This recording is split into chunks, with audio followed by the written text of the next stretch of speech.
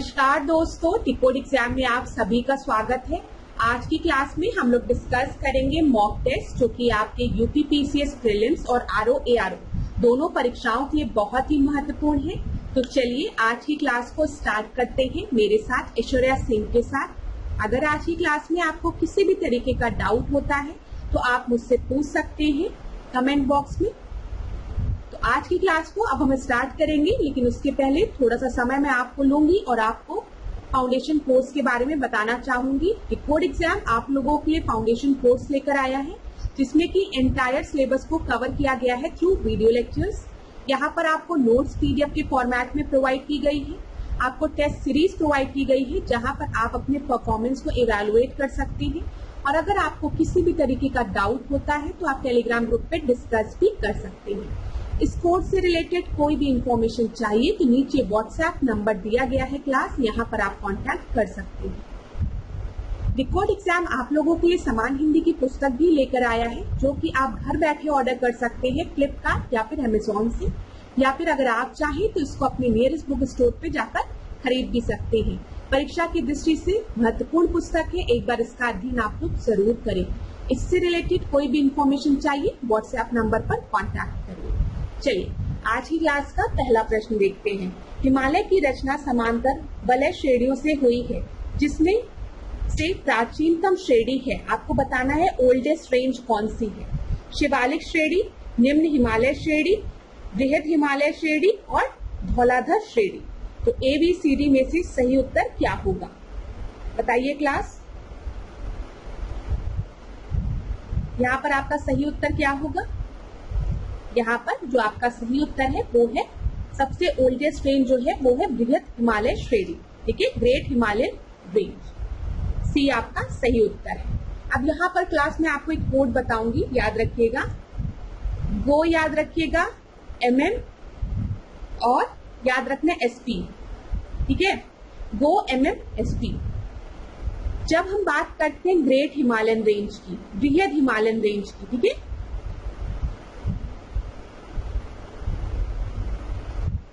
तो इसका आपका जो बोलते हैं ये आपकी कब बनी है, किस समय में बनी है। तो याद रखिएगा ये आपकी फॉर्म हुई है ओलिगोसीन, ठीक है, ओलिगोसीन में। इसके बाद मिडिल हिमालय की हम बात करते हैं जो मध्य है, ठीक है, याद रखिएगा वो कब बनी है, वो मायोसीन में बनी है, MM। और जब हम बात करते हैं शिवालिक रेंज की जो कि आउटर रेंज है, ये आपकी कब बनी है, ये आपकी बनी है प्लायोसीन में, ठीक है, याद रखिएगा। तो गो MM SP। देखिए क्लास, ये प्रश्न आपकी परीक्षा में पूछा जा सकता है इसलिए हमने डिस्कस किया है, ठीक है। Great Himalaya, middle Himalaya, Shivalik range. अगर आप याद रखेंगे गो से तो आपको हमेशा याद रहेगा गो गो गो हिमालय, मतलब हमने बात किया था ग्रेट हिमालय आपका ओलिगोसीन में फॉर्म हुआ है। MM की हमने बात किया था जो मिडिल हिमालय है वो आपकी मायोसीन में फॉर्म हुई है, ठीक है। और शिवालिक रेंज की जब हम बात करते हैं तो वो आपकी कब फॉर्म हुई है बताइए, प्लायोसीन में, ठीक है। तो यहाँ पर ये एक इंपॉर्टेंट चीज थी जो मैंने आपको बता दिया। परीक्षा में एक प्रश्न और बनता है, वो भी मैं आपको बताना चाहूंगी, जोन से रिलेटेड प्रश्न बनता है, तो इसको ध्यान में रखिएगा थोड़ा सा क्लास। जैसे परीक्षा में पूछ लेता है कि ट्रांस हिमालय और ग्रेट हिमालय, आपको पता है सबसे पहले ट्रांस हिमालय है,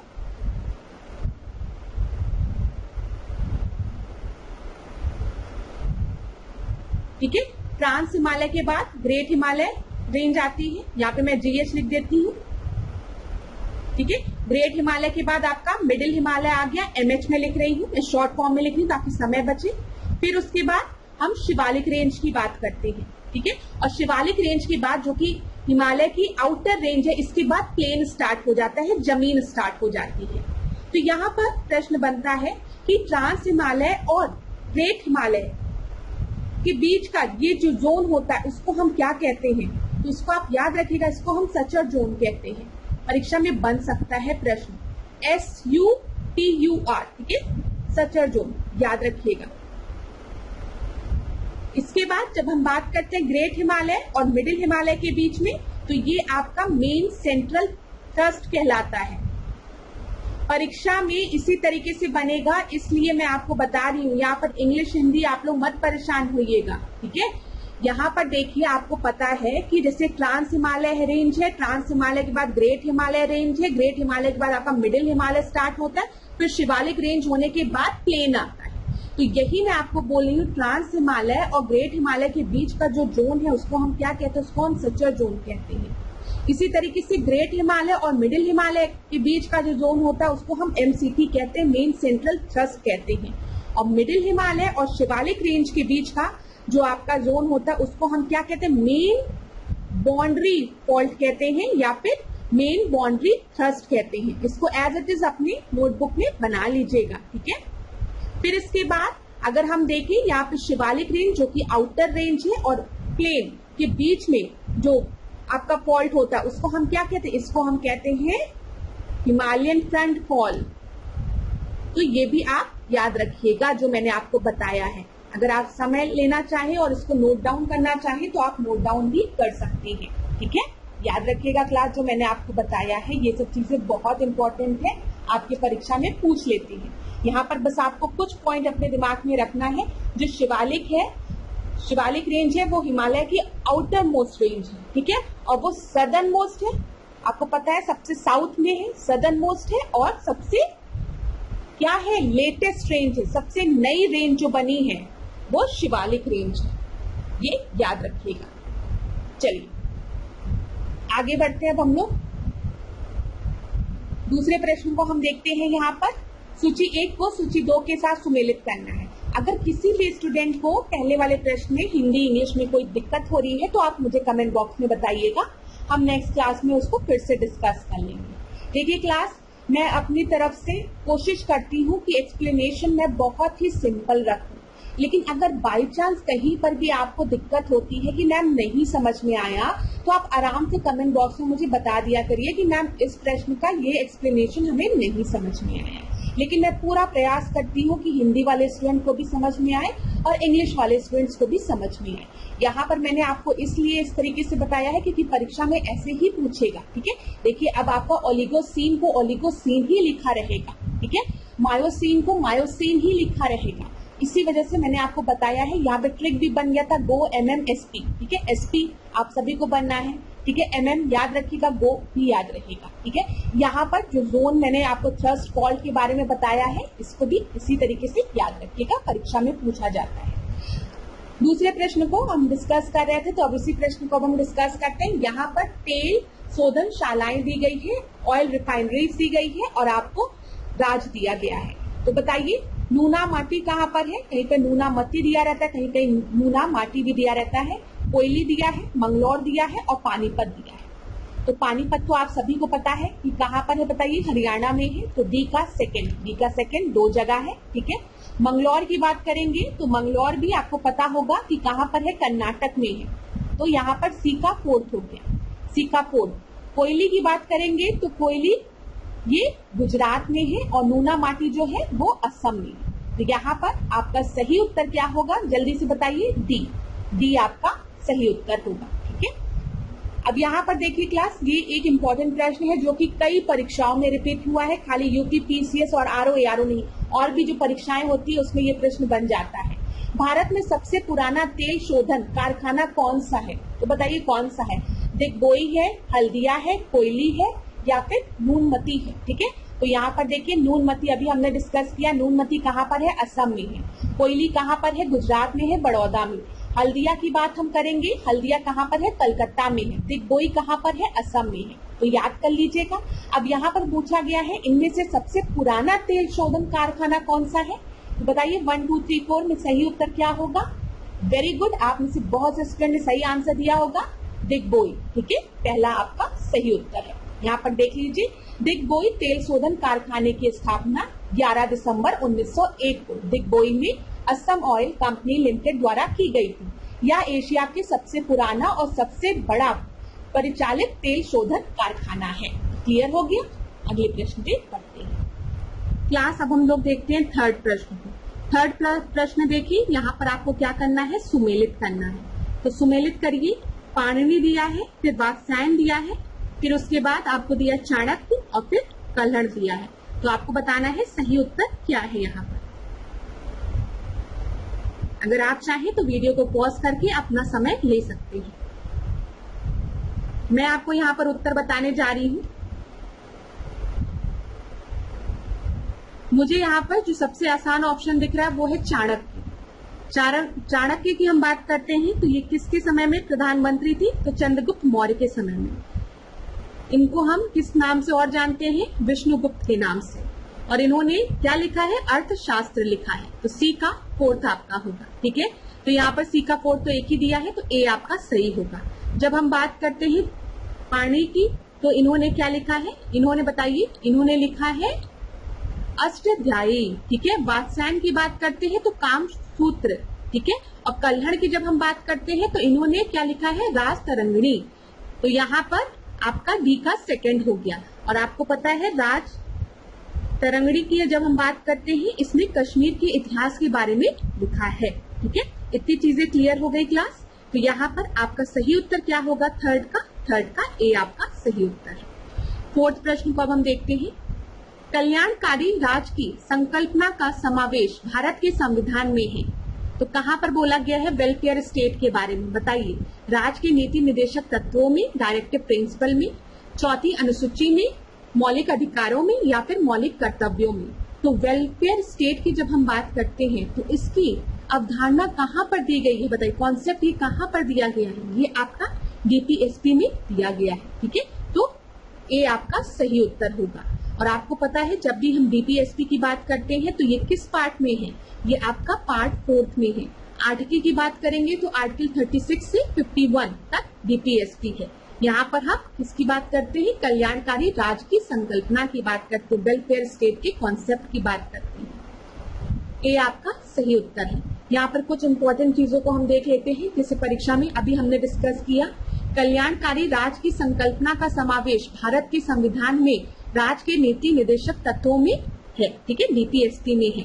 हम डीपीएसपी की बात करते हैं, डायरेक्टिव प्रिंसिपल की, तो ये कहाँ से लिया गया है, बताइए। आयरलैंड से लिया गया है, ठीक है, याद रखिएगा।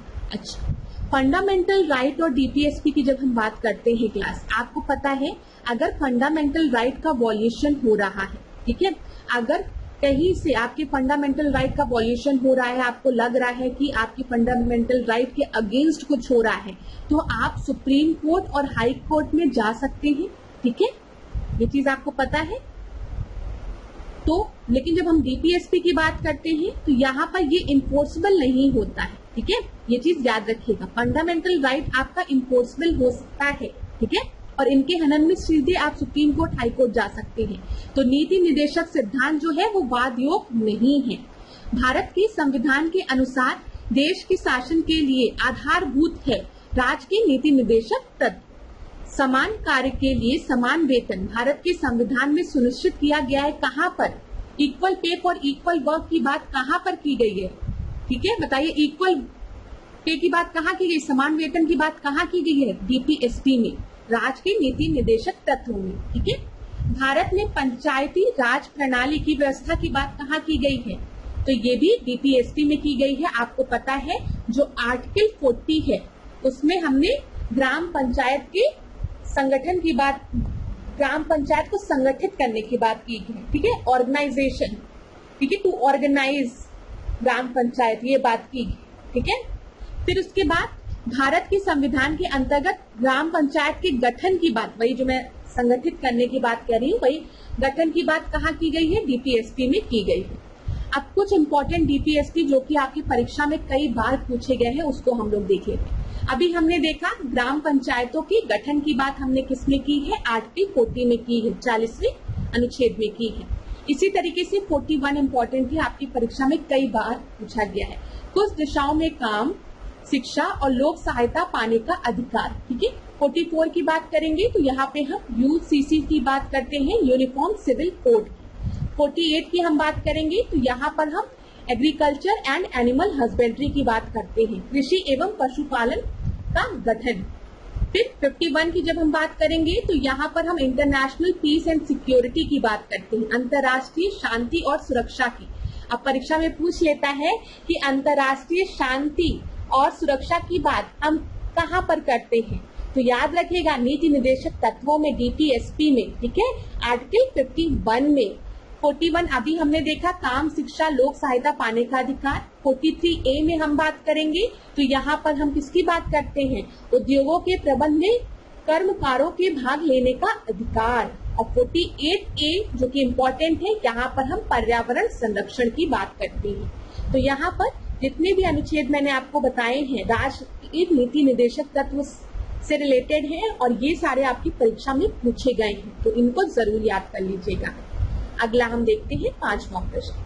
5वें प्रश्न को क्लास ध्यान से देखिएगा, ये किससे रिलेटेड है, ये आपका रुधिर वर्णिका के संबंध में निम्नांकित तथ्यों पर विचार कीजिए तथा नीचे दिए गए कूट से सही उत्तर चुनिए। तो चलिए बताइए, हीमोग्लोबिन की बात की गई है यहाँ पर, इसमें लौ होता है, आयरन होता है, या रक्त को लाल रंग प्रदान करता है, फिर या कुछ रोगों के प्रति प्रतिरक्षा प्रदान करता है, इम्यूनिटी प्रदान करता है अगेंस्ट फ्यू डिजीजेस, और फिर आखिरी में दिया गया या रक्त में ऑक्सीजन का वाहक है, it is a carrier of oxygen in the blood. तो आपको बताना है सही उत्तर क्या है, जल्दी से बता दीजिए क्लास, यहाँ पर आपका सही उत्तर क्या होगा।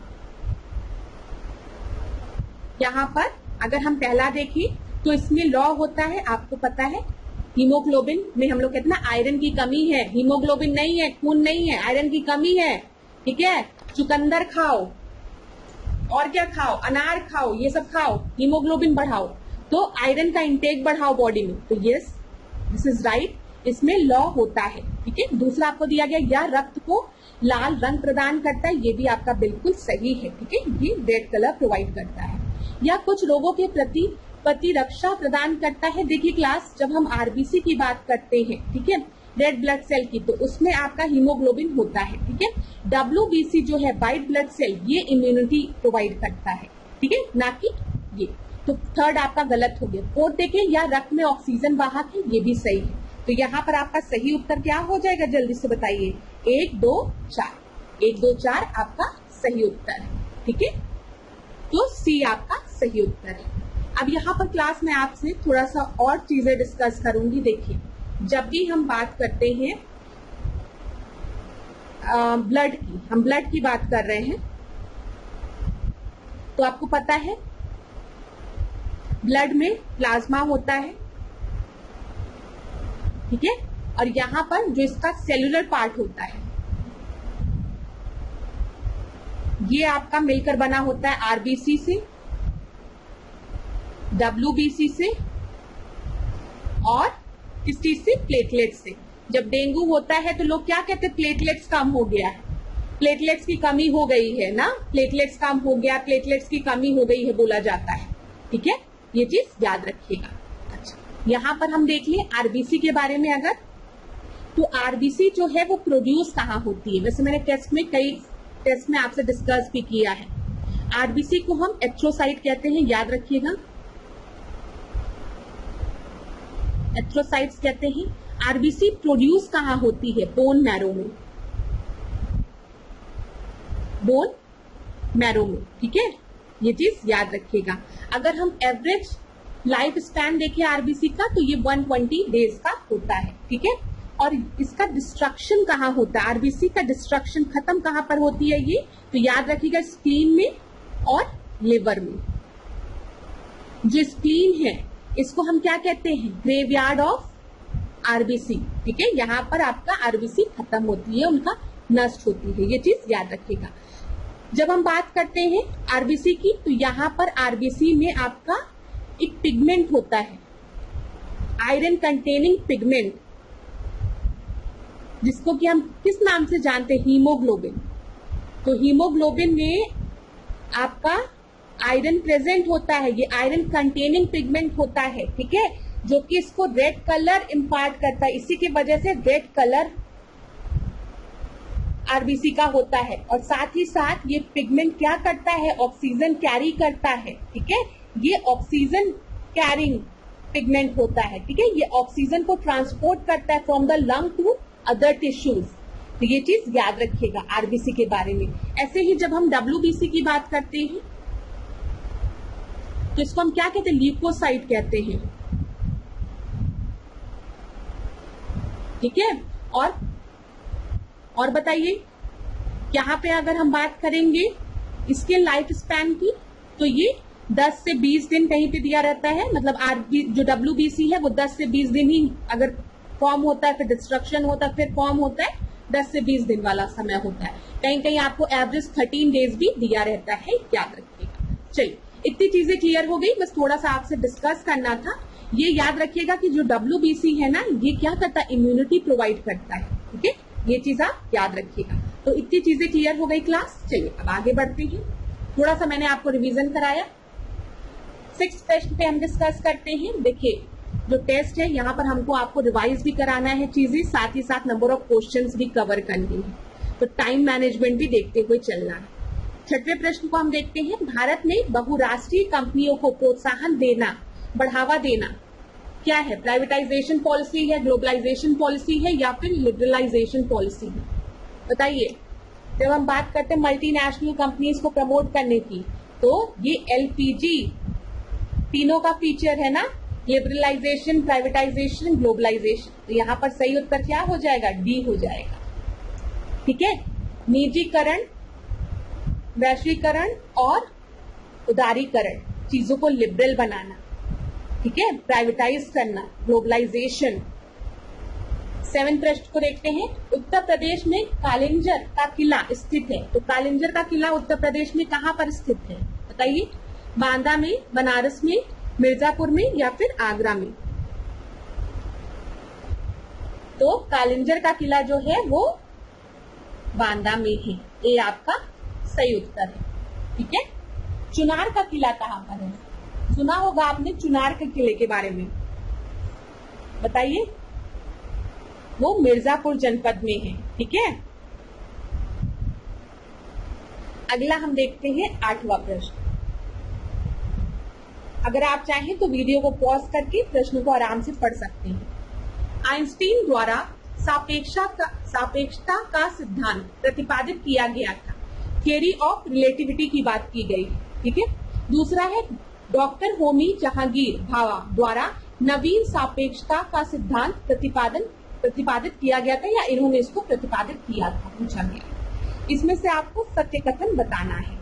बताइए, थियरी ऑफ रिलेटिविटी की जब हम बात करते हैं तो इसका प्रतिपादित इसको किसने किया था? इसका प्रतिपादन किसने किया था? तो इसका प्रतिपादन किसने किया था? आइंस्टीन ने किया था, एकदम सही है। और नवीन सापेक्षता का सिद्धांत का प्रतिपादन किसने किया था? डॉक्टर होमी जहांगीर भाभा ने? नहीं, किसने किया था? जेबी नालिनकर ने। ठीक है, यहाँ पे देख लीजिएगा, लिख लीजिएगा, जेबी नालिनकर ने, ना कि डॉक्टर होमी जहांगीर भाभा। तो यहाँ पर आपको सत्य कथन बताना था, तो क्या हो जाएगा? केवल ए आपका सही उत्तर। अगला हम देखते हैं 9वां प्रश्न। आदिवासी दिए गए हैं और ये कहां पर आपके अस्तित्व दिया गया है। मैंने आपको पहले भी बोला है, ट्राइब से रिलेटेड प्रश्न जो है वो बहुत ही महत्वपूर्ण है। वो आपके रिपीट होते ही, चाहे वो भारत के ट्राइब्स हो, चाहे वो आपके वर्ल्ड के हो। ठीक है, तो बताइए, चलिए। भील, गोंड, लिंबू। ठीक है, फिर आपको कोई न्यायक दिया गया है, तो यहाँ पर आपका सही उत्तर क्या होगा? ए, बी, सी, डी में से। अगर आप चाहें तो वीडियो को थोड़ी देर पॉज भी कर सकते हैं, आप पे मैं छोड़ रही हूँ। ठीक है क्लास, देखिए मैं आपको उत्तर देती हूँ। अगर आपको लगता है कि मैम उत्तर बहुत जल्दी दे रही है, मैम को थोड़ा सा और समय देना चाहिए, तो आप क्या किया करिए, आप वीडियो को पॉज कर लिया करिए। ठीक है,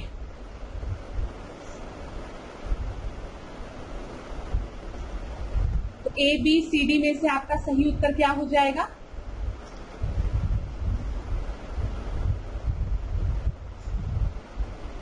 भील की जब हम बात करेंगे, भील कहां पर है बताइए? राजस्थान में। ए का सेकंड, 2 जगह दिया गया है। गोंड की बात करेंगे, छत्तीसगढ़। बी का थर्ड हो जाएगा। ठीक है, लिम्बूस की बात करें या लिम्बू की बात करेंगे तो ये कहां पर है, ये आपका हो गया सिक्किम में, तो सी का फोर्थ हो जाएगा, सी का फोर्थ यहां पर हो गया। ठीक है, फिर उसके बाद कोइनियाक की बात हम करेंगे तो ये आपका नागालैंड हो गया, तो डी का फर्स्ट हो गया।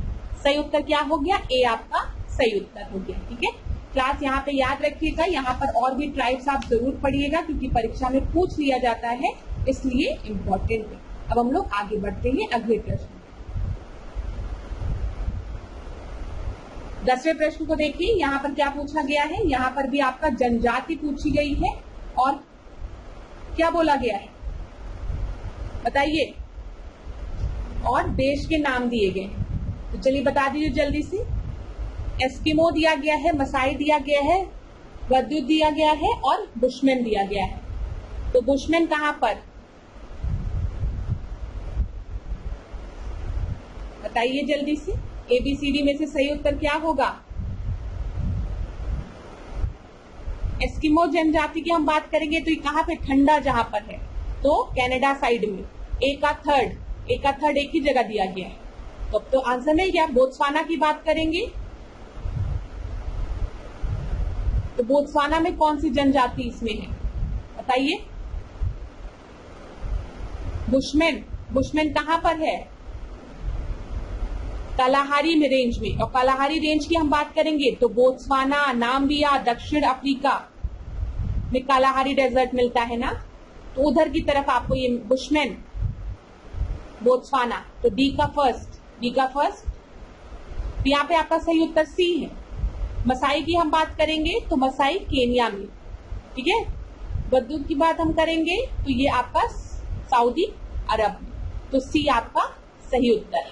ठीक है, अब क्लास यहाँ पे कुछ और इम्पोर्टेंट चीजों को हम डिस्कस करेंगे। जैसे आपसे पूछता है, आप मुझे बताइए मसाई, अभी हमने डिस्कस किया ना, मसाई कहां पर है, तो ये पूर्वी अफ्रीका में, याद रखिएगा।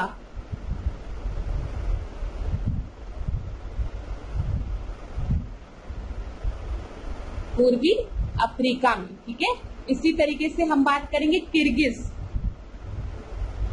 हिंदी की राइटिंग थोड़ी सी गंदी हो जाती है मेरी, इसीलिए मैं इंग्लिश में प्रेफर करती हूँ लिखना, लेकिन तब भी मैं हिंदी में लिखूंगी। अब किर्गिज की हम बात करेंगे तो ये मध्य एशिया, याद रखिएगा परीक्षा में पूछा गया है जो मैं आपको बता रही हूं, मध्य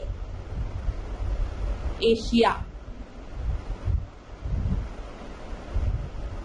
इसके बाद हम बात करें अगर सेमांग की, हिंदी और इंग्लिश दोनों में लिखूंगी ताकि जल्दी हो। सेमांग की हम बात करेंगे तो वो मलेशिया। ठीक है, इसी तरीके से अगर हम बुशमैन की बात करें तो मैंने बता दिया आपको, बुशमैन कालाहारी मरुस्थल में, जो कि बोत्सवाना, नाम्बिया और दक्षिण अफ्रीका के कुछ भागों में भी है। ठीक है, ये याद रखिएगा। बहु जनजाति की हम बात करेंगे यहाँ पर, और हम किसकी बात करें, किर्गिज की बात करें। किर्गिज भी आपका कई बार परीक्षा में पूछा है, याद रखिएगा यहाँ पे किर्गिज।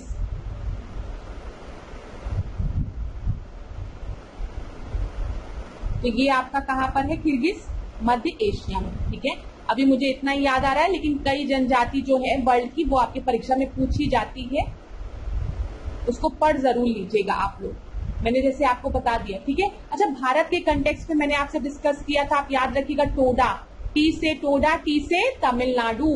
ठीक है, याद रखिएगा। अच्छा एक एन्यू है, एन्यू, तो ये कहाँ की है, जापान की है। याद रखिएगा क्लास, जो मैं आपको बता रही हूँ, जो मुझे याद आ रहा है मैं आपको बताती जा रही हूँ। एन्यू जापान हो गया, बुशमैन कालाहारी हो गया। ठीक है, किर्गिज मध्य एशिया हो गया। ठीक है, सेमांग मलेशिया हो गया, किर्गिज मध्य एशिया हो गया, मसाई पूर्वी अफ्रीका हो गया। रेड इंडियंस कहाँ मिलते हैं, ये आपके नॉर्थ अमेरिका में मिलते हैं। ठीक है, अब आगे जो भी याद आएगा नेक्स्ट टेस्ट में मैं आपको बताती चलूंगी। चलिए, इतनी चीज कंप्लीट हुई। अब 11वें प्रश्न पे हम देखते हैं। 11वें प्रश्न को देखिए क्लास, यहाँ पर आपको क्या दिया है, प्रदेश दिया है, क्षेत्र दिया है और आपको जलवायु प्रकार दिए गए हैं। तो चलिए बताइए, कैलिफोर्निया, पश्चिमी ऑस्ट्रेलिया, बांग्लादेश, साइबेरिया। ठीक है, तो कैलिफोर्निया की जब हम बात करते हैं तो यूएसए हो गया। फिर यहाँ पर आपको किस तरीके की जलवायु प्रकार मिलता है, भूमध्य सागरीय, याद रखिएगा भूमध्य सागरीय। तो आपका ए का क्या हो गया, ए का फर्स्ट हो गया। ए के फर्स्ट में आपका 2 जगह दिया गया है ये। पश्चिमी ऑस्ट्रेलिया की हम बात करेंगे तो यहाँ पे आपको पश्चिमी ऑस्ट्रेलिया की बात की गई है क्लास। उष्ण मरुभूमि मिलती है, ठीक है, और डेजर्ट मिलता है। तो बी का आपका 4th हो गया। चलिए यहाँ पर हमें बी सही ऑप्शन मिल रहा है, लेकिन हम और चेक करते हैं। बांग्लादेश की बात करेंगे तो उष्ण कटिबंधीय मानसून, ठीक है। फिर साइबेरिया की बात करेंगे तो साइबेरिया आपको पता है ठंडा प्रदेश होगा, एकदम ऊपर की तरफ है, नॉर्थ की तरफ। तो वहां पर आपका क्या है, शीतोष्ण, ठीक है, कोल्ड टेम्परेचर वाला। तो यहाँ पर बी आपका सही उत्तर है। अगला देखते हैं। कृषकों की सहायता के लिए किस मध्यकालीन भारतीय शासक ने पट्टा एवं काबूलियत की व्यवस्था प्रारंभ की थी, बताइए। एबीसीडी में से अलाउद्दीन खिलजी, मोहम्मद बिन तुगलक, शेरशाह या फिर अकबर। कृषकों की मदद के लिए शेरशाह ने पट्टा एवं काबूलियत की व्यवस्था प्रारंभ की थी, ठीक है। किसानों को सरकार की ओर से पट्टे दिए जाते थे, याद रखिएगा, जिनमें स्पष्ट किया गया होता था कि उस वर्ष उन्हें कितना लगान देना है।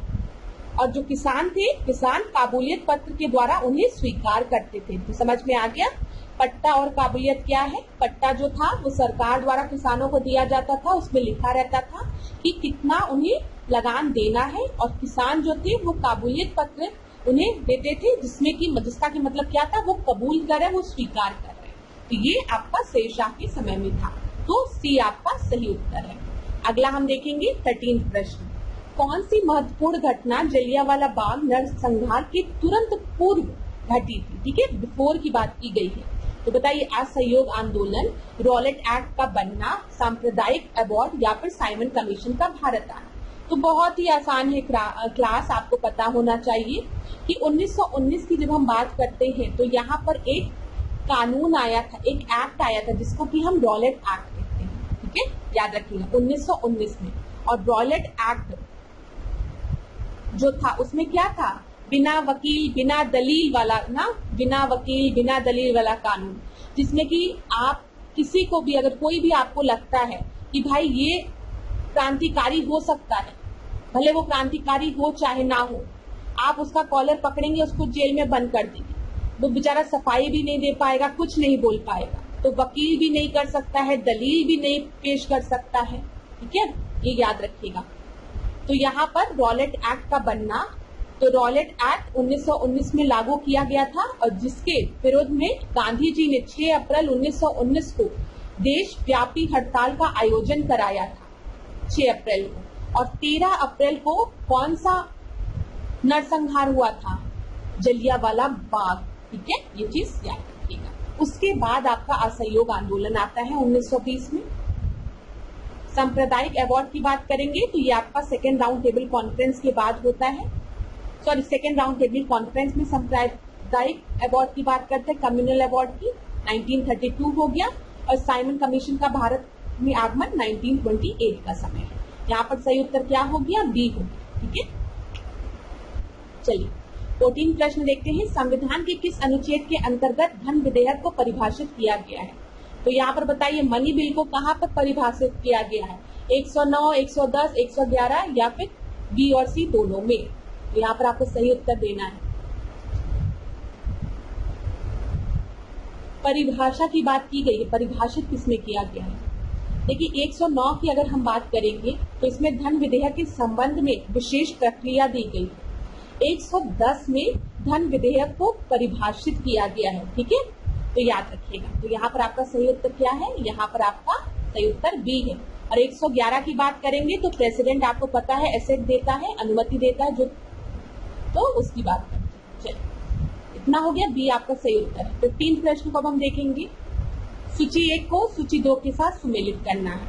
एक तरफ आपको जर्मन सिल्वर दिया है, सोल्डर दिया है, ब्लीचिंग पाउडर दिया और हाइपो दिया है, और आपको बताना है इनमें से कौन कौन से कंपोनेंट इसमें होते हैं। मैंने पहले के टेस्ट में भी बोला है, जब भी हम जर्मन सिल्वर की बात करें तो जर्मन सिल्वर में हर चीज प्रेजेंट होगी, लेकिन क्या नहीं प्रेजेंट होगा, सिल्वर नहीं होगा, ठीक है। तो कभी भी सिल्वर जर्मन सिल्वर मत समझ लेना, चांदी नहीं है ये, तो यहाँ पर देखिए जर्मन सिल्वर की जब हम बात करते हैं तो इसमें तांबा और जस्ता और निकेल होता है, ठीक है, तांबा जस्ता निकेल। तो यहाँ पर हम देख लेते हैं आपका निकेल दिया गया है, तो ए का क्या हो जाएगा 2 हो जाएगा, 2 दो जगह दिया गया है। अब बी का देखो 1 दिया गया है, तो सोल्डर में हमारा 10 होगा, ठीक है। फिर उसके बाद ब्लीचिंग पाउडर की जब हम बात करेंगे तो ब्लीचिंग में तो आपको पता है क्या होता है, बता दीजिए जल्दी से, क्लोरीन होता है ना, तो सी का 4 हो जाएगा और हाइपो में आपका क्या हो जाएगा, सोडियम बचा, सोडियम हो जाएगा, ठीक है। ये चीज याद रखिएगा। यहाँ पर सही उत्तर क्या है, यहाँ पे सही उत्तर डी है। लेकिन अभी हम सबको डिस्कस कर लेते हैं एक बार। देखिए जर्मन सिल्वर को हम निकेल सिल्वर भी कहते हैं, इसमें तांबा होता है, कॉपर, ठीक है, जस्ता जिंक हो गया और निकेल का मिश्रण होता है, ठीक है। इसमें चांदी नहीं होती है, कंफ्यूज मत होइएगा कि जर्मन सिल्वर लिखा है तो इसमें सिल्वर होगा, नहीं, इसमें आपका निकेल होता है, ठीक है, याद रखिएगा, जस्ता होता है और तांबा होता है। इसी तरीके से हम जब बात करते हैं सोल्डर की, तो सोल्डर एक गलनशील धातु अयस्क है, टिन तथा शीशे की सोल्डर नरम सोल्डर कहलाते हैं, ठीक है। अब ब्लीचिंग पाउडर की जब हम बात करते हैं तो इसमें कैल्शियम हाइपोक्लोराइड होता है, ठीक है।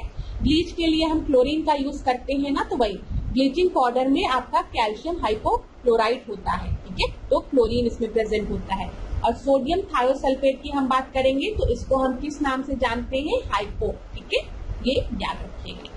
इतनी चीजें क्लियर हो गई, परीक्षा में पूछा जाता है ऐसा प्रश्न साइंस में। 16 प्रश्न को हम देखते हैं, एक तरफ आपको घटना दी गई है, दूसरी तरफ आपको कंपाउंड दिए गए हैं। अम्ल वर्षा दी गई है, प्रकाश रासायनिक धुंध दिया गया है, हीमोग्लोबिन के साथ संयोजन दिया गया है, ओजोन परत का क्षरण दिया गया। क्लास ये भी परीक्षा में पूछा गया प्रश्न, एक एक को मैं बताऊंगी, बहुत आराम से सुनिएगा। देखिए अम्ल वर्षा की जब भी हम बात करते हैं एसिड रेन की, ठीक है, कभी भी परीक्षा में आपको दे कि एसिड रेन के लिए रिस्पॉन्सिबल होता है कार्बन डाइऑक्साइड, तो कहना नहीं, एसिड रेन के लिए खाली 2 लोग रिस्पॉन्सिबल होते हैं, 2 विलन है, नॉक्स और सॉक्स, ठीक है, ये चीज याद रखिएगा। तो यहाँ पर सल्फर डाइऑक्साइड, नाइट्रोजन डाइऑक्साइड आपका एसिड रेन के लिए रिस्पॉन्सिबल होता है। क्यों होते हैं नॉक्स और सॉक्स, क्योंकि जब ये वाटर के साथ रिएक्ट करते हैं तो ये H2SO4 सल्फ्यूरिक एसिड और नाइट्रिक एसिड फॉर्म करते हैं, ठीक है, HNO3। तो यहाँ पर याद रखिएगा, आपको समझ में आया, जब नॉक्स और सॉक्स आपके एटमॉस्फेयर में रिलीज होते हैं तो ये वाटर कंटेंट मॉइस्चर के साथ या फिर H2O की ड्रॉपलेट के साथ, पानी के साथ ये रिएक्ट होते हैं और फिर प्रेसिपिटेशन होता है, रेनफॉल होती है। और रेनफॉल में जो पानी की बूंदें होती है वो एसिडिक नेचर की होती है, क्योंकि वो सल्फ्यूरिक एसिड या फिर नाइट्रिक एसिड उसमें प्रेजेंट होता है, इसीलिए हम इसको एसिड रेन कहते हैं। तो परीक्षा में कभी भी अगर आपको कंफ्यूज करने के लिए दे कार्बन डाइऑक्साइड, ओजोन, मतलब कुछ भी ऐसे दे दे, HFC या कुछ भी ऐसे करके कि ये सब एसिड रेन के लिए रिस्पॉन्सिबल है, तो कह देना बिल्कुल नहीं, एसिड रेन के लिए बस आपका 2 रिस्पॉन्सिबल होता है, सॉक्स और नॉक्स, और दोनों सल्फ्यूरिक एसिड और नाइट्रिक एसिड का फॉर्मेशन करते हैं और यही प्रेसिपिटेट होता है रेनफॉल के फॉर्म में और इसी को हम एसिड रेन कहते हैं। सिंपल, बस बिल्कुल भी कंफ्यूज होने की जरूरत नहीं है, क्लास परीक्षा में आपको कंफ्यूज किया जाएगा, ठीक है। प्रकाश रासायनिक धुंध की हम बात करते हैं, फोटोकेमिकल स्मॉग की हम बात करते हैं, तो यहाँ पर आप याद रखिएगा अनसेचुरेटेड हाइड्रोकार्बन रिस्पॉन्सिबल होता है फोटोकेमिकल स्मॉग के लिए। फोटोकेमिकल स्मॉग में आपके ओजोन भी होते, कई अदर पॉल्यूटेंट भी होते हैं, ठीक है, नॉक्स भी होगा, ये सब याद रखिएगा। हीमोग्लोबिन के साथ संयोजन की बात करेंगे तो यहाँ पर आपका क्या होगा बताइए, कार्बन मोनोऑक्साइड, ठीक है। फिर ओजोन परत का क्षरण, तो आप सभी को पता है कौन रिस्पॉन्सिबल है, ओजोन रिस्पॉन्सिबल है। तो यहाँ पर ओजोन लेयर की डिप्लीशन के लिए, सॉरी क्लास, ओजोन लेयर की डिप्लीशन के लिए कौन रिस्पॉन्सिबल है, तो यहाँ पर आपका CFC क्लोरोफ्लोरोकार्बन रिस्पॉन्सिबल। तो उत्तर सही क्या हो जाएगा, ए का आपका, मैंने क्या बताया, ए का आपका है थर्ड, ठीक है, तो थर्ड 2 जगह है। फिर हम प्रकाश रासायनिक धुंध की बात करेंगे, यहाँ पे अनसेचुरेटेड हाइड्रोकार्बन होगा, बी का 4। फिर हीमोग्लोबिन के साथ संयोजन की बात हम करेंगे तो यहाँ पर कार्बन मोनोऑक्साइड होगा और ओजोन परत के संरक्षण के लिए क्लोरोफ्लोरोकार्बन रिस्पॉन्सिबल है, तो सी आपका सही उत्तर है। अगला देखते हैं 17। फिरोजाबाद किसके उत्पादन के लिए प्रसिद्ध है, ये तो आसान प्रश्न है, बताइए, बैंगल, लॉक, नाइफ्स या फिर शूज के लिए। चाकू की बात करें, चाकू के उत्पादन के लिए आपका रामपुर का चाकू याद रखिएगा, ठीक है। फिरोजाबाद में चूड़ियां, ठीक है, तो ए आपका सही उत्तर है। 18वां प्रश्न देखते हैं। निम्नलिखित में से कौन सा कथन असत्य है? तो अगर आप चाहें तो वीडियो को पॉज कर लीजिए, क्योंकि थोड़ा प्रश्न बड़ा है, इस वजह से वीडियो को पॉज कर लीजिए क्लास। किसी निश्चित भौगोलिक क्षेत्र में पाए जाने वाले जीवों की संख्या तथा उनकी विविधता को जैव विविधता कहते हैं। ठीक है, असत्य पूछा गया है, देख लीजिएगा। पृथ्वी के सभी स्थलीय पारिस्थितिक तंत्रों में सर्वाधिक जैव विविधता उष्णकटिबंधीय वर्षा वनों में पाई जाती है। यहाँ पर बोला गया है ट्रॉपिकल रेन फॉरेस्ट में हाईएस्ट बायोडाइवर्सिटी मिलती है। ठीक है, किसी भी जियोग्राफिकल रीजन में जो नंबर ऑफ स्पीशीज है, डाइवर्सिफिकेशन है, उनके बीच में डाइवर्सिटी है ऑर्गेनिज्म में, उसी को हम बायोडाइवर्सिटी कहते हैं। ट्रॉपिकल दिया गया उष्णकटिबंधीय वर्षा वन कर्क एवं मकर रेखा के मध्य विस्तृत है, मतलब ट्रॉपिक ऑफ कैंसर और ट्रॉपिक ऑफ कैप्रिकॉर्न के मध्य विस्तृत है, ये बोला गया। इसमें दिया गया है, आपको सही उत्तर बताना है। विकल्प ए और बी दोनों सही है। ठीक है, और यहाँ पर आपसे पूछा क्या गया, असत्य बताना है आपको, असत्य। तो जैव विविधता वाला बिल्कुल सही है। ठीक है, बिल्कुल सही है ना। फिर यहाँ पर बताइए, ये जो दिया गया है, क्या ट्रॉपिक ऑफ कैंसर और ट्रॉपिक ऑफ कैप्रिकॉर्न के मध्य जो यहाँ पे 23.5 डिग्री नॉर्थ और 23.5 डिग्री साउथ का पूरा इधर का रीजन जो है वो आपका ट्रॉपिकल रीजन कहलाता है? नहीं, ये गलत आपको दिया गया। ठीक है, ये याद रखिएगा। उष्णकटिबंधीय वर्षा वनों की अगर हम बात करें तो ये आपके भूमध्य रेखा इक्वेटर के पास, इक्वेटर आपको पता है ना क्लास, देखिए ये ग्लोब है आपका, मैं एक बार बता दे रही हूँ, ये क्या है, ये इक्वेटर है, भूमध्य रेखा है ना, ये इक्वेटर है। ठीक है, यहाँ पे 23.5 डिग्री जब हम नॉर्थ में जाते हैं इधर, तो आपको ट्रॉपिक ऑफ कैंसर मिलता है। ठीक है, और इधर ट्रॉपिक ऑफ कैप्रिकॉर्न। और यहाँ पर हम जब ट्रॉपिकल रेन फॉरेस्ट की बात करते हैं तो ट्रॉपिकल रेन फॉरेस्ट हमको 0 डिग्री से अप्रोक्सीमेटली 10 डिग्री तक आपको मिलता है। ठीक है, ये वाला रीजन जो है ये आपका ट्रॉपिकल रेन फॉरेस्ट कहलाता है, उष्णकटिबंधीय वर्षा वन। तो यहाँ पर आपका सही उत्तर क्या हो जाएगा, यहाँ पे असत्य पूछा गया था, इस वजह से सी आपका सही उत्तर होगा। अगला हम देखेंगे 19 प्रश्न। निम्नलिखित में से कौन विक्रमशिला विश्वविद्यालय के संस्थापक थे? तो बताइए, विक्रमशिला यूनिवर्सिटी किसने फाउंड की थी? हर्षवर्धन ने, धर्मपाल ने, देवपाल ने या फिर महिपाल? तो इसका स्थापना किसने किया था? इसकी स्थापना की थी धर्मपाल ने। बी आपका सही उत्तर है। ठीक है, अगला देखेंगे अब 20वां प्रश्न। यहाँ पे परमानेंट सेटलमेंट की बात की गई है। तो स्तंभरारी बंदोबस्त, ठीक है, किसने लागू किया? परमानेंट सेटलमेंट की बात की गई है, वेलेस्ली ने, वॉरेन हेस्टिंग ने, लॉर्ड कॉर्नवालिस ने या फिर लॉर्ड डफरिन ने? इसको हम स्थायी बंदोबस्त भी कहते हैं ना, स्थायी बंदोबस्त, परमानेंट सेटलमेंट किसके द्वारा लागू किया गया था? बताइए। 1793 में लॉर्ड कॉर्नवालिस द्वारा। ठीक है, याद रखिएगा। यह व्यवस्था आपके बंगाल, बिहार, उड़ीसा तथा उत्तर प्रदेश के वाराणसी तक के क्षेत्रों में लागू थी। इसके अंतर्गत समूचे ब्रिटिश भारत के क्षेत्रफल का लगभग 19% हिस्सा शामिल था और इस व्यवस्था के अंतर्गत जमींदारों के एक नए वर्ग को भूस्वामी घोषित कर दिया गया था, जिसमें भूमि के लगान का 10/11 भाग जो था वो कंपनी को देना रहता था और 1/11 भाग अपनी सेवाओं के लिए अपने पास रखना रहता था। ठीक है, याद रखिएगा। तो ये इसके समय पे लॉर्ड कॉर्नवालिस के समय। सी आपका सही उत्तर होगा। 21वां प्रश्न हम देखते हैं। भारतीय संविधान की प्रस्तावना में पंथ निरपेक्ष शब्द जोड़ा गया था कब? ये तो बहुत ही आसान प्रश्न है ना। 25, 42, 44 या फिर कौन सा है आपका? 52 बता दीजिए। 1976 में 42nd कॉन्स्टिट्यूशनल अमेंडमेंट एक्ट के थ्रू समाजवादी, पंथ निरपेक्ष, अखंडता, ये तीनों सेक्युलर,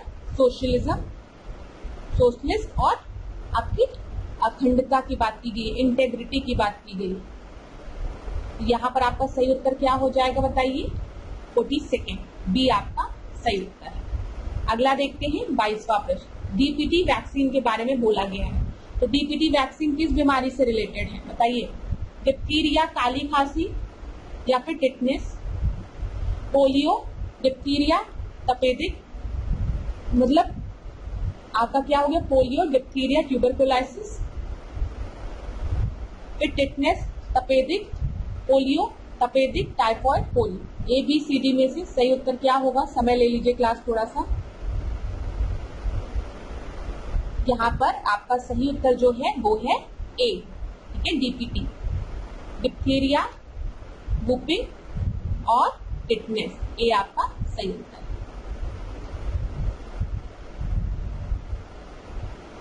चलिए 23rd को हम देखते हैं। निम्नलिखित में से कौन सही सुमेलित नहीं? राष्ट्रीय उद्यान दिए गए हैं आपको और आपसे पूछा गया स्टेट के नाम, तो बताइए बांदीपुर, राजाजी, सिम्पलीपाल और ट्विन वैली, कौन सा सही सुमेलित नहीं है? तो बांदीपुर कहाँ पर है मुझे जल्दी से बताइए। बांदीपुर जो है वो कर्नाटक में है ना, तो एकदम सही है। राजाजी की बात करेंगे ये उत्तराखंड में है, एकदम सही है। सिम्पलीपाल की हम बात करेंगे ये उड़ीसा में है, बिल्कुल सही है। पिन वैली की हम बात करेंगे तो पिन वैली आपका जम्मू कश्मीर में नहीं है। ये कहाँ पर है बताइए? ये आपका है हिमाचल में। तो यहाँ पर आपका सही उत्तर क्या हो जाएगा? डी, ठीक है। अगला प्रश्न देखिए 24वां।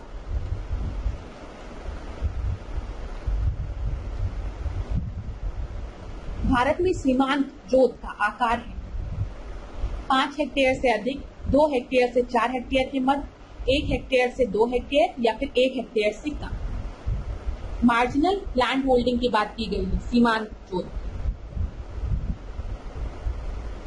बताइए।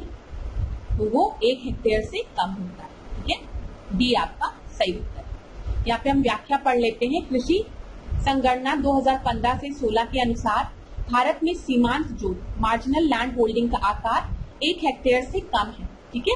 अर्ध जोतों का आकार जो है वो 1 से 2 हेक्टेयर है। अर्ध मध्य जोतों का आकार 2 से 4 हेक्टेयर है। मध्यम जोतों का आकार 4 से 10 हेक्टेयर है और बृहद जोतों का आकार 10 हेक्टेयर या इससे अधिक है। अगर आप चाहें तो इसका स्क्रीनशॉट ले लीजिए और आराम से पढ़ लीजिएगा, क्योंकि परीक्षा में पूछा जा सकता है ये प्रश्न। अगला देखते हैं। हरित बॉन्ड के संबंध में ग्रीन बॉन्ड की बात की गई है। ये आपके परीक्षा में पूछा गया प्रश्न है। मैं पहले भी बता दूंगा, पहले ही बता दूंगा, ठीक है। पहले भी नहीं, पहले ही बता दूंगा। तो देखिए ग्रीन बॉन्ड है, ग्रीन जहां पे भी होगा तो कुछ इन्वायरमेंट से रिलेटेड होगा, ठीक है। तो चलिए बताते हैं यहाँ पर सही उत्तर क्या होगा। सत्य नहीं है, पहले ये देख लीजिए और आप वीडियो को पॉज करिए और आराम से प्रश्न को पढ़िए। हरित बॉन्ड निवेश केवल जलवायु मित्र परियोजना में होता है, ठीक है, इको फ्रेंडली प्रोजेक्ट में होता है। फिर दिया गया है आपको हरित बॉन्डों को सर्वप्रथम 2007 में यूरोपियन निवेश कोष ने जारी किया था। हरित बॉन्ड वित्तीय बाजार नवाचार है। हरित बॉन्ड स्थित ब्याज प्रतिफल के अल्पकालिक परिपक्वता निवेश, ठीक है। Green bonds are short term maturity investment with fixed interest return. अब देखिए क्लास, सबसे पहले आपको पता होना चाहिए ग्रीन बॉन्ड की बात हो रही है, ठीक है। तो ये आपकी पर्यावरण अनुकूल परियोजनाओं के वित्त पोषण हेतु निर्धारित किया जाता है। ये चीज आपको समझ में आ रही है। जैसे अगर हम बात करें तो आपकी सोलर एनर्जी हो गई, ठीक है, या फिर वाटर मैनेजमेंट से रिलेटेड कोई प्रोजेक्ट, इतनी चीज क्लियर हो गई। ये प्रथम बार 2007 में यूरोपियन निवेश बैंक ने इसको आपका जारी किया था, ये बिल्कुल सही है, ठीक है। या वित्तीय बाजार का नवाचार है, मतलब ये नया इनोवेशन है, ये भी सही है। और यहाँ पर हरित बॉन्ड ब्याज प्रतिफल की अल्पकालिक परिपक्वता, मतलब यहाँ पर क्या बोला गया, शॉर्ट टर्म मैच्योरिटी। ये शॉर्ट टर्म मैच्योरिटी नहीं, यहाँ पे लॉन्ग टर्म मैच्योरिटी की बात की जाती है, ठीक है। तो ये याद रखिएगा। यहाँ पर आपका सही उत्तर क्या हो गया, दीर्घकालीन वित्तीय बाजार नवाचार की पे होता है ये, ठीक है। डी आपका सही उत्तर होगा। क्यों? क्योंकि कौन सा सत्य नहीं है ये पूछा गया। 26वां प्रश्न देखते हैं। उत्तर प्रदेश में जैन और बौद्ध दोनों का प्रसिद्ध तीर्थ कौन सा है? ये मैंने प्रश्न पहले डिस्कस किया है। सारनाथ, कौशाम्बी, देवी पाटन या फिर कुशीनगर, बताइए। तो यहाँ पर बौद्ध धर्म के लिए भी और जैन धर्म के लिए, दोनों के लिए प्रसिद्ध तीर्थ है। तो यहाँ पर आपका कौशाम्बी जो है वो सही उत्तर है, ठीक है। कौशाम्बी जो है वो यमुना एवं गंगा नदी के किनारे स्थित है, याद रखिएगा। कौशाम्बी में जैन धर्म के 6वें तीर्थंकर पद्म प्रभु ने अपना अधिकांश समय यही बिताया था। साथ ही साथ बौद्ध धर्म से संबंधित घोषिका राम विहार भी यहाँ पर है। यहाँ पर आपका सही उत्तर क्या है? बी। अगला देखते हैं 27वां प्रश्न, कथन कारण पे बेस्ड। यहाँ पे इसको कथन कथन मत करिए, इसको कथन कारण रीजन करिएगा, ठीक है। चलिए, मरुस्थल यहाँ पे शाश्वत ऊर्जा उत्पादन के प्रभावकारी स्रोत हो सकते हैं, ठीक है, इफेक्टिव स्रोत हो सकते हैं, बिल्कुल सही है। हम लोग मरुस्थल से भी एनर्जी को एक्सट्रैक्ट कर सकते हैं, ठीक है। जितनी ऊर्जा मानव जाति एक वर्ष में उपयोग करती है उससे अधिक ऊर्जा मरुस्थल 6 घंटों में सूर्य से प्राप्त कर लेती है, ये भी सही है, कोई दिक्कत नहीं है। तो कथन और कारण दोनों सही है। एक इफेक्टिव सोर्स हो सकता है मरुस्थल डेजर्ट, क्योंकि जो डेजर्ट्स हैं वो कई गुना एनर्जी क्या करते हैं, सोलर एनर्जी गेन करते हैं, ठीक है।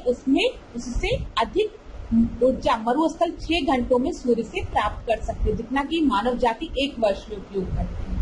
6 ही घंटे में उससे ज्यादा अधिक ऊर्जा मरुस्थल प्राप्त कर सकते हैं। तो यहाँ पर एकदम सही है, ए आपका सही उत्तर है। अगला देखते हैं 28वां प्रश्न। अच्छा क्लास, जब ऐसा प्रश्न पूछा करे ना तो ज्यादा दिमाग मत लगाया करो कि 6 घंटे दिया है, 7 घंटे, अरे इतना अप्रॉक्स कोई नहीं। बस आप देखो कि रीजन जो है वो स्टेटमेंट को सपोर्ट कर रहा है कि नहीं, उसी के बेसिस पे लगा दिया। चलो, निम्नलिखित जनजातियों में से कौन सी भारत के अंडमान व निकोबार द्वीप समूह की मूल निवासी नहीं है? बताइए। यहाँ पे देखिए, मैंने आपको बोला था ट्राइब्स और आपके अंडमान निकोबार के बहुत ही इंपॉर्टेंट है। हालचू दिया है, रेंगमा दिया है, ओंजे दिया है और सोमपेन दिया है। तो सही उत्तर यहाँ पर क्या होगा बताइए? सोमपेन जो है वो अंडमान निकोबार में पाई जाती है, एकदम सही है। हालचू भी, ठीक है, ओंजे भी, सोमपेन भी, बचा कौन सा? रेंगमा बचा। रेंगमा जो है वो एक नागा जनजाति है जो कि नागालैंड में मिलती है, ठीक है, याद रखिएगा। इंपॉर्टेंट है क्लास, परीक्षा में पूछा जाता है तो याद रखिएगा इसको। 29 देखते हैं, रिंग ऑफ फायर संबंधित है किससे? भूकंप से, ज्वालामुखी से, प्रशांत महासागर से, जंगल की आग से। तो रिंग ऑफ फायर जो है वो सबसे पहले कहाँ पर है आप बताइए? प्रशांत महासागर में है, ठीक है। और ये भूकंप तथा ज्वालामुखी से प्रभावित हमेशा रहता है, मतलब यहाँ पे अर्थक्वेक और वॉल्केनिक इरप्शन होते रहते हैं। रिंग ऑफ फायर जो एरिया है पूरा ये प्रशांत महासागर में, तो भूकंप से भी रिलेटेड है, ज्वालामुखी से भी रिलेटेड है, और यहाँ पर 1, 2, 3 आपका सही है, ठीक है। तो ए आपका सही होगा, ठीक है। यहाँ पर जंगल की आग की बात नहीं है, ये चीज याद रखिएगा। अगला हम देखते हैं 30 प्रश्न, निम्नलिखित में से कौन सा युग्म सही सुमेलित नहीं है? तो आपको बताना है। संस्थान दिए गए हैं और स्थान दिया गया है। भारतीय सब्जी अनुसंधान संस्थान दिया गया है, ये कहाँ पर है बताइए जल्दी से? ये बनारस में है कि नहीं? केंद्रीय उपोषण उद्यान अनुसंधान संस्थान श्रीनगर में, सब ट्रॉपिकल हॉर्टिकल्चर की बात की गई है।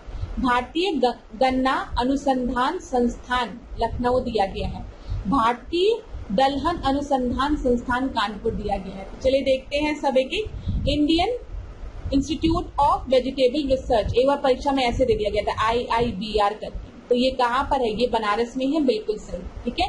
IIPR की बात करेंगे, इस तरीके से दिया था, फुल फॉर्म नहीं दिया था। Indian institute of pulse research Kanpur में है, सही है, ठीक है, ठीक है। IISR की बात करेंगे, Indian institute of sugar cane research की बात करेंगे, ये लखनऊ में है, सही है, ठीक है। यहाँ पर सेंट्रल इंस्टीट्यूट ऑफ सब ट्रॉपिकल हॉर्टिकल्चर ये श्रीनगर में नहीं है, ठीक है, याद रखिएगा, ये लखनऊ में स्थित है। तो और सब सही है, बस ये गलत है, तो उत्तर क्या हो जाएगा? बी आपका सही उत्तर हो जाएगा। 31 देखते हैं, अनेकांतवाद निम्नलिखित में से किसका क्रोध सिद्धांत एवं दर्शन है? तो बताइए किसका है? बौद्ध मत का, जैन मत का, सिख मत का या फिर वैष्णव मत का?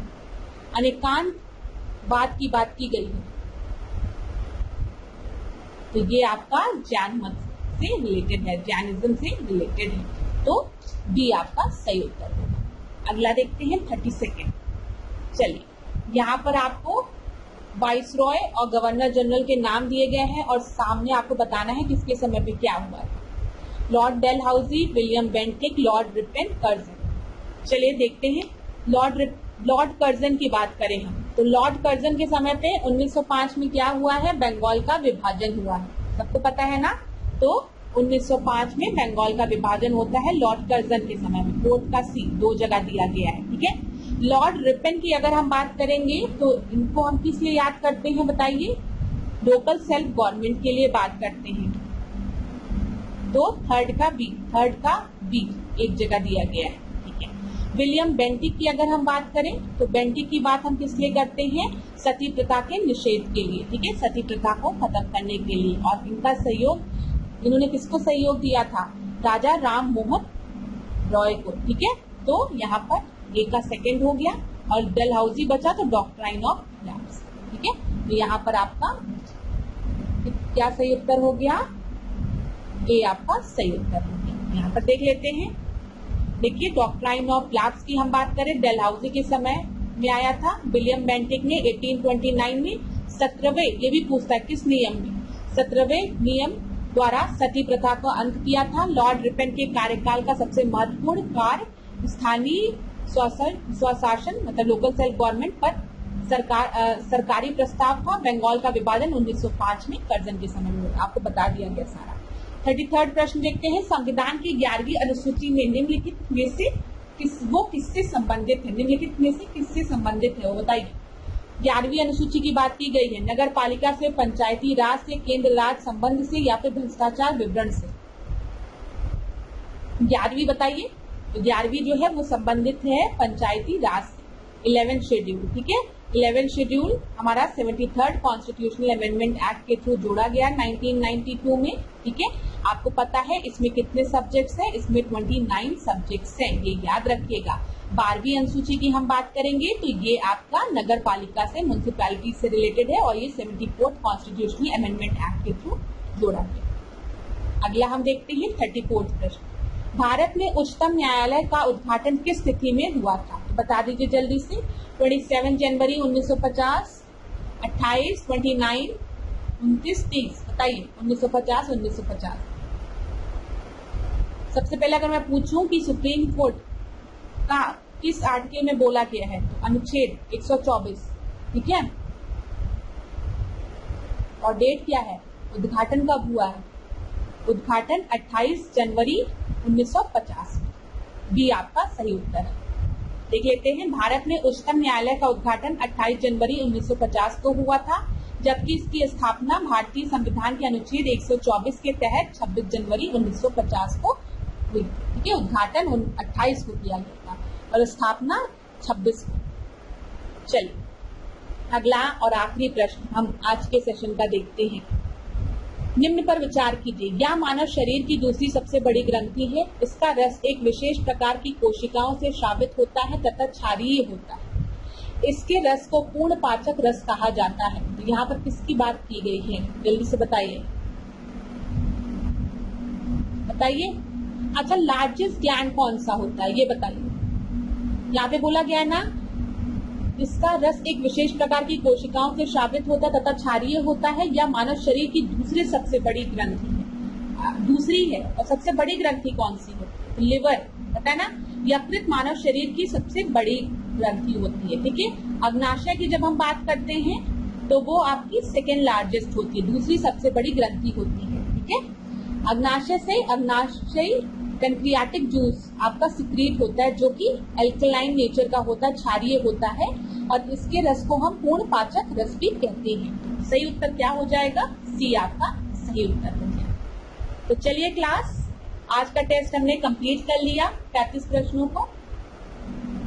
अब आगे के टेस्ट में मिलेंगे, नंबर ऑफ क्वेश्चन जरूर बढ़ाएंगे आगे चल के। आप लोग सोचते होंगे कि मैम हर बार कहती है नंबर ऑफ क्वेश्चन बढ़ाएंगे, लेकिन मैम बढ़ाती नहीं है, मैम जरूर बढ़ाएंगी, उसकी चिंता मत करिएगा। अगर कोई भी दिक्कत होती है तो आप लोग मुझे कमेंट बॉक्स में बताइएगा और अपनी तैयारी करते रहिएगा क्लास, क्योंकि पढ़ना बहुत ही आवश्यक है। अगर आप लोग पढ़ेंगे नहीं, सफलता नहीं मिलेगी। हम आपका मार्गदर्शन कर सकते हैं, आपकी मदद कर सकते हैं, लेकिन परिश्रम आप ही को करना है, ठीक है। कर्म आप ही को करना है और आप ही को पेपर में अपीयर भी होना है। तो यहाँ पर हम नंबर ऑफ क्वेश्चंस को आगे चल के बढ़ाएंगे भी, इसलिए आप लोग चिंतित मत होइए। आप लोग पढ़िए, कोई भी डाउट होता है तो कमेंट बॉक्स में पूछिए।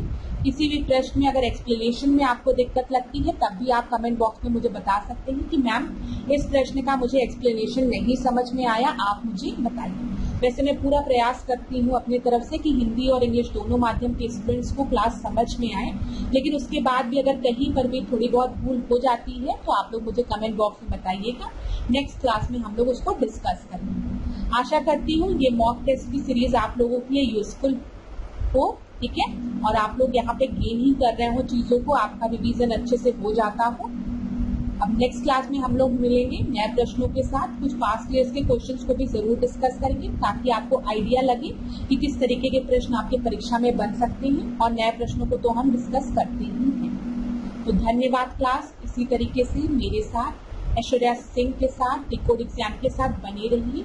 अगर आपको कोई भी दिक्कत होती है तो कमेंट बॉक्स में आप मुझसे पूछ सकते हैं, ठीक है। आशा करती हूँ आपका दिन बहुत अच्छा जाए, लेकिन लास्ट में जाते जाते फिर कहूंगी परिश्रम आपको ही करना है, और आज का परिश्रम आपको कल सफलता दिलाएगा। फिर उसके बाद आप देखेंगे आपकी जिंदगी में एक परिवर्तन आपको देखने को मिलेगा, एक पॉजिटिव चेंज आपको देखने को जरूर मिलेगा।